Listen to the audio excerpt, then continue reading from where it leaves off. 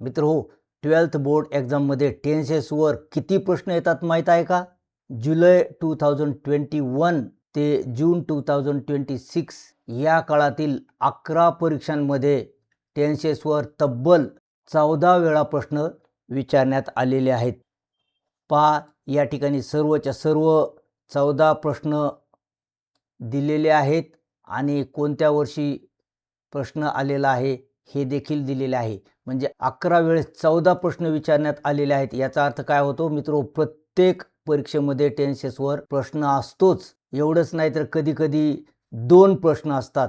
मित्रो, question 1B2 मध्ये spot the error या विषयावर एक प्रश्न असतो. या ठिकाणी देखील टेन्सेसवर प्रश्न विचारण्यात आलेले आहेत. 5 वेळेस हे प्रश्न विचारण्यात आलेले आहेत. अशा प्रकारे मित्रो, एकूण 14 प्रश्न 11 परीक्षांमध्ये विचारण्यात आलेले आहेत. मित्रो, MPSC, TET आणि तलाठी परीक्षेमध्ये देखील अशाच प्रकारचे प्रश्न टेन्सेसवर विचारण्यात येतात. म्हणून आज आपण केवळ ग्रामर शिकणार नाहीत, तर प्रत्यक्ष बोर्ड परीक्षेमध्ये आलेले प्रिव्हियस इयर क्वेश्चन्स म्हणजे बोर्ड परीक्षेमध्ये आलेले प्रश्न सोडविणार आहोत. आणि यासोबतच या प्रश्नांमध्ये जे नियम अप्लाय झालेले आहेत ते नियम देखील पाहणार आहोत. मित्रो, टेन्सेसवरील या सिरीजमध्ये आपण 12th बोर्ड एक्झाममध्ये टेन्सेसवर आलेले सर्व प्रश्न समजून घेणार आहोत. आणि या व्हिडिओमध्ये आपण 12th बोर्ड एक्झाममध्ये आलेले सिंपल टेन्सेसवरील प्रश्न सोडविणार आहोत, त्याचे नियम पाहणार आहोत आणि सिंपल टेन्सेसच्या रचना देखील समजून घेणार आहोत. मित्रो, 12th बोर्ड एक्झाममध्ये आयडेंटिफाय द टेन्स म्हणजे काळ ओळखा आणि चेंज द सेंटेन्स इनटू दिलेला टेन्स म्हणजे कंसामध्ये जो टेन्स दिलेला असतो त्या टेन्समध्ये दिलेले वाक्य रूपांतरित करा, अशा प्रकारच्या सूचना असतात. परंतु बहुतेक मित्रो, सिंपल टेन्सेसवर आयडेंटिफाय द टेन्ससाठीच प्रश्न विचारण्यात आलेले आहेत. चला तर मग आता आपण समजून घेऊया कोणकोणते सिंपल टेन्सेस आहेत, त्यांच्या रचना काय आहेत आणि ते कसे ओळखावेत. मित्रो नमस्कार, मी डॉक्टर नारायण भिडवे. मित्रो पहा, या ठिकाणी आपण आयडेंटिफाय द टेन्स अशा प्रकारची सूचना घेतलेली आहे, कारण सिंपल टेन्सेससाठी फक्त हीच सूचना आतापर्यंत आलेली आहे. मुख्य 3 काळ आहेत हे तर तुम्हाला माहीतच असेल, प्रेझेंट टेन्स, पास्ट टेन्स आणि फ्युचर टेन्स. यापैकी प्रत्येक काळाचे 4 उपकाळ आहेत. जसे प्रेझेंट टेन्सचे हे 4 उपकाळ आहेत: simple present tense, present perfect tense, present continuous tense, present perfect continuous tense. तर पास्ट टेन्सचे देखील हेच 4 उपकाळ आहेत. फक्त या ठिकाणी प्रेझेंट ऐवजी पास्ट हा शब्द आलेला आहे. Simple past tense, past perfect tense, past continuous tense, past perfect continuous tense. Future टेन्सचं देखील असंच आहे. Simple future tense, future perfect tense, future continuous tense, future perfect continuous tense. म्हणून मित्रो, एक गोष्ट लक्षात ठेवा, 3 मुख्य काळ आहेत आणि प्रत्येक काळाचे 4 उपकाळ आहेत. परंतु प्रत्येक काळाचा उपकाळ सारखाच आहे.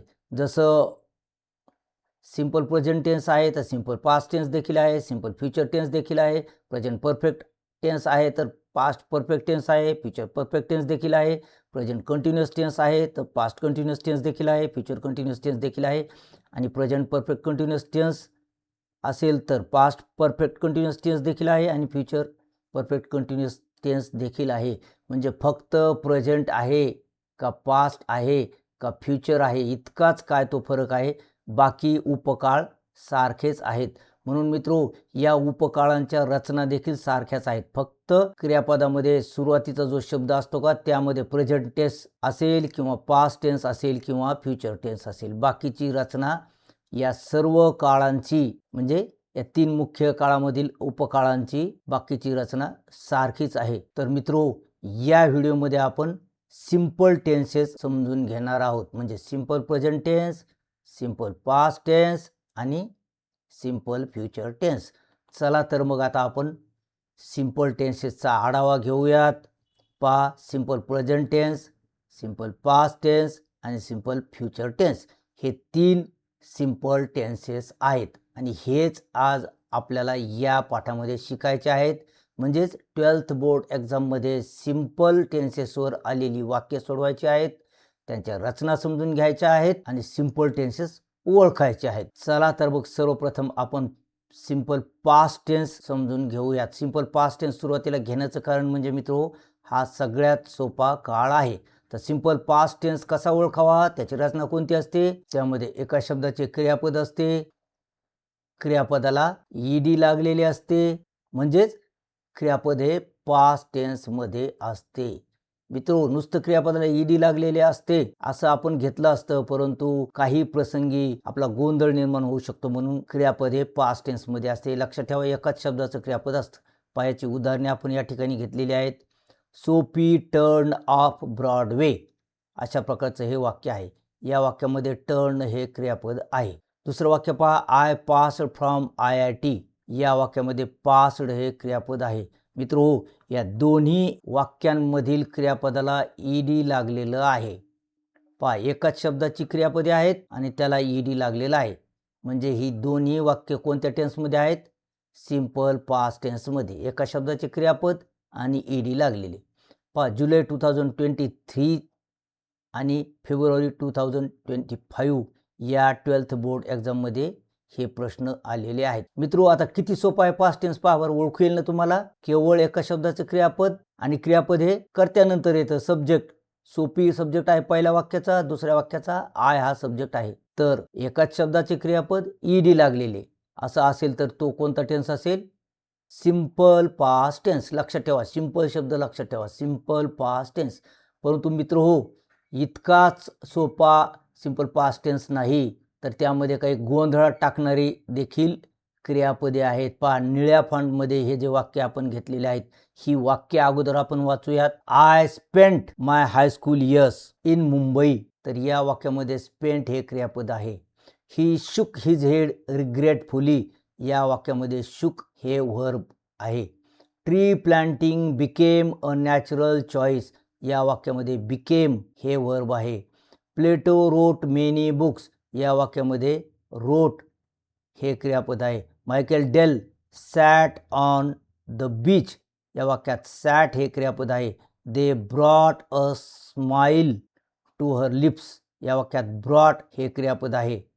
I went down to my milk and junket. या वाक्यात वेंट हे वर्ब आहे. मित्रो या सर्व वाक्यांमध्ये एकाच शब्दाचं क्रियापद आहे, परंतु याला ईडी लागलेला आहे का, नाही. मग हे क्रियापद कोणत्या टेन्समध्ये आहे, तर हे क्रियापद पास्ट टेन्समध्ये आहे. कशामुळे, कारण अशी काही क्रियापदे आहेत ज्यांचा पास्ट टेन्स ईडी न लागता वेगळ्या पद्धतीने होतो. याचं मूळ क्रियापद कोणतं आहे, स्पेंड, स्पेंट, स्पेंट. स्पेंड क्रियापद आहे आणि त्याचा पास्ट टेन्स आहे स्पेंट. याचं shake, shook, shaken. Become, became, become. Write, wrote, written. Sit, sat, sat. Bring, brought, brought. Go, went, gone. अशा प्रकारे या क्रियापदाची मूळ रूपे वेगळी आहेत. ही आहेत पास्ट टेन्सची रूपे, पण याला ईडी लागलेलं नाही. म्हणजे इंग्रजीमध्ये अशी अनेक क्रियापदे आहेत ज्यांना ईडी न लागता त्यांचा पास्ट टेन्स होतो. तर अशा क्रियापदांना इररेग्युलर व्हर्ब्स म्हणतात. बहुतेक क्रियापदांना ईडी लागून पास्ट टेन्स होतो, परंतु अनेक क्रियापद आहेत ज्यांना ईडी न लागता देखील त्यांचा पास्ट टेन्स होतो. तर ही क्रियापदे तुम्हाला माहीत असली पाहिजेत, म्हणजे आपला हा नियम त्या ठिकाणी लागू होतो. क्रियापद पास्ट टेन्समध्ये असते. एका शब्दाचं क्रियापद आणि पास्ट टेन्समध्ये क्रियापद पाहिजे. मित्रो या ठिकाणी काही शब्द आपण घेतलेले आहेत. आणखी काही क्रियापदाची यादी या ठिकाणी मी दिलेली आहे. ही यादी तुम्ही व्हिडिओ पॉज करून वाचून घ्या. पहा, या ठिकाणी कट हे क्रियापद आहे. कट, कट, कट याची तिन्ही रूपे सारखी आहेत. या ठिकाणी शट हे क्रियापद आहे, याचीही तिन्ही रूपे सारखीच आहेत. सी, सॉ, सीन. आणि या ठिकाणी हे दोन क्रियापद आहेत. या दोन्ही क्रियापदांना पास्ट टेन्समध्ये ईडी लागलेला आहे आणि हे आहे पास्ट पार्टिसिपल. हे सुद्धा आपल्याला परफेक्ट टेन्समध्ये उपयोगाचं होणार आहे. तर मित्रो लक्षात ठेवा, ही सर्वच्या सर्व वाक्य सिंपल पास्ट टेन्समध्ये आहेत. कशामुळे, एकाच शब्दाचं क्रियापद आहे आणि ते क्रियापद आहे पास्ट टेन्समध्ये. म्हणजे एकाच शब्दाचं क्रियापद आणि पास्ट टेन्समध्ये क्रियापद. मित्रो मी या ठिकाणी छोटी यादी दिलेली आहे, परंतु तुम्हाला व्याकरणाच्या कोणत्याही पुस्तकामध्ये अशा प्रकारे इररेग्युलर व्हर्बची यादी मिळेल. व्हिडिओ पॉज करून ही यादी सविस्तर वाचून पहा आणि आता spot the error and rewrite the correct sentence या ठिकाणी आलेलं हे वाक्य तुम्हाला सोडवायचं आहे. We did not attended the party last night. फेब्रुवारी 2026च्या 12th बोर्डच्या एक्झाममध्ये आलेलं हे वाक्य आहे. लवकरच या वाक्याचं उत्तर आपण पाहणार आहोत. चला आता आपण सिंपल प्रेझेंट टेन्सची रचना पाहूया. सिंपल प्रेझेंट टेन्स कसा ओळखायचा हे समजून घेऊयात. सिंपल प्रेझेंट टेन्सची रचनेमध्ये देखील मित्र एकाच शब्दाचं क्रियापद असतं आणि क्रियापदाला यस इयस लागलेले असते किंवा नसते. लक्षात ठेवा, असते किंवा नसतेचा अर्थ काय होतो? एका नियमामध्ये क्रियापदाला यस इयस लागलेले असते तर दुसऱ्या नियमामध्ये यस इयस लागलेले नसते. म्हणजेच क्रियापद हे प्रेझेंट टेन्समध्ये असते. चला याची उदाहरणे पाहूयात. महाराष्ट्र डिपेंड्स ऑन इंडिया अशा प्रकारचं पहिलं वाक्य आहे. या वाक्यामध्ये डिपेंड्स हे क्रियापद आलेलं आहे. I like to ask questions of the places I visit या ठिकाणी लाईक हे क्रियापद आलेलं आहे. Our blinked and conditioned self prevents us from truly exploring without prejudice या ठिकाणी प्रिव्हेंट्स अशा प्रकारचं क्रियापद आलेलं आहे. मित्र हो, पहिल्या वाक्यामध्ये क्रियापदाला यस आलेलं आहे. या वाक्यामध्ये देखील क्रियापदाला यस आलेलं आहे, परंतु इथे मात्र क्रियापदाला यस आलेलं नाही. तर असं का होतं मित्रो? तर त्याचा नियम आहे थर्ड पर्सन सिंग्युलर करते. जर थर्ड पर्सन सिंग्युलर करते म्हणजे ही, शी, इट, राम, टेबल अशा प्रकारचे करते असतील तर क्रियापदाला यस किंवा इयस लागते, हे लक्षात ठेवा. आणि इतर कर्ते असतील तर जसे आय, वी, यू, दे असे कर्ते असतील तर यस किंवा इयस इयस लागत नाही. तर पहिल्या वाक्यामध्ये महाराष्ट्र हा टेबल सारखा करता आहे म्हणून या ठिकाणी डिपेंड्स आलेला आहे. दुसऱ्या वाक्यामध्ये आय हा करता आहे सब्जेक्ट, याला यस आपण म्हणूयात. आय हा करता आहे इतर कर्त्यामध्ये येतो म्हणून याला यस इयस लागलेलं नाही. तिसऱ्या वाक्यामध्ये आवर ब्लिंकड अँड कंडिशन्ड सेल्फ.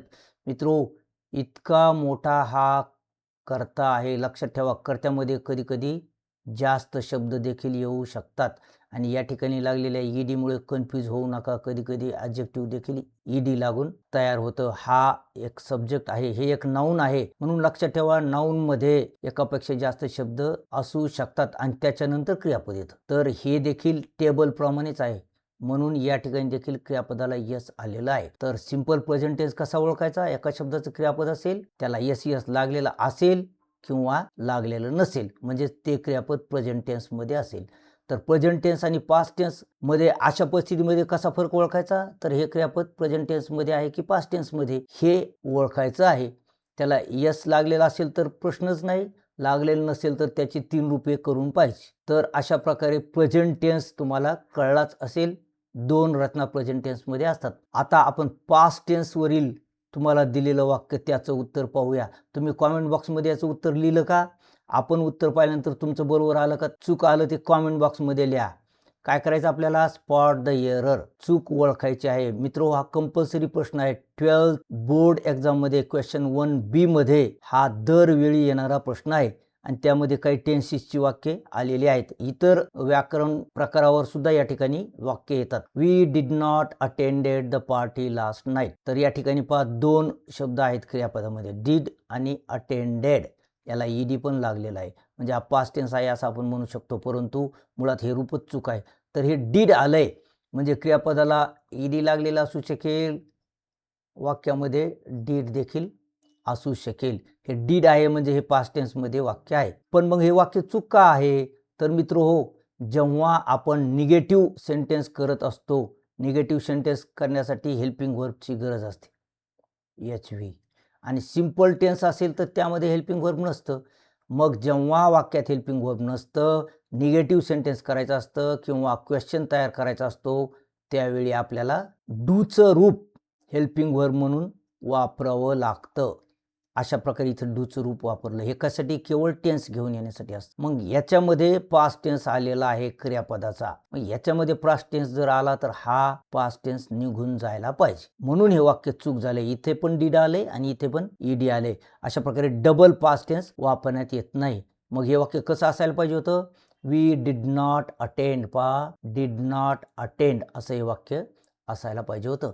आता तुमचं वाक्य बरोबर आलं काय? कॉमेंट बॉक्समध्ये सांगा. चला आता आपण सिंपल फ्युचर टेन्सची रचना पाहूया आणि तो ओळखूया. लक्षात ठेवा, फ्युचर टेन्समध्ये विल किंवा शॅल असते आणि सिंपल टेन्स कशाने ओळखायचा? त्याच्यानंतर काळविरहित जर क्रियापद आलं तर तो असेल सिंपल फ्युचर टेन्स. लक्षात ठेवा, विल किंवा शॅल प्लस काळविरहित क्रियापद. तर बहुतेक आजकाल फक्त विलच वापरण्यात येतं, म्हणून विल आणि काळविरहित क्रियापद असेल तर तो कोणता टेन्स असेल? Simple future tense. म्हणजेच क्रियापदाला कोणताही प्रत्यय लागलेला नसतो. चला आता याची वाक्य पाहूया. कॉकरोचेस विल सर्वाइव्ह असं हे वाक्य आहे. You will feel the Joy of having contributed. या ठिकाणी देखील विल आले. दोन्ही वाक्यात विल म्हणजे पहिली गोष्ट हा फ्युचर टेन्स आहे. आता त्याच्यानंतर कोणतं क्रियापद आलंय पहा. इथे सर्वाइव्ह आलेलं आहे आणि इथे फील आलेला आहे. म्हणजे दोन्ही क्रियापदे काळविरहित आहेत. म्हणजे हा सिंपल फ्युचर टेन्स आहे. दोन्ही वाक्य सिंपल फ्युचर टेन्समध्येच आहेत. आता मित्रो, तुमच्यासाठी एक वाक्य या ठिकाणी दिलेलं आहे. प्लेटो हॅज रिटन मेनी बुक्स. पहा, या वाक्यामध्ये दोन घटक आहेत क्रियापदामध्ये, म्हणजे हा सिंपल टेन्स नाही. तर आपल्याला काय करायचं? Change it into simple past. आपल्याला याचं सिंपल पास्ट करायचं आहे.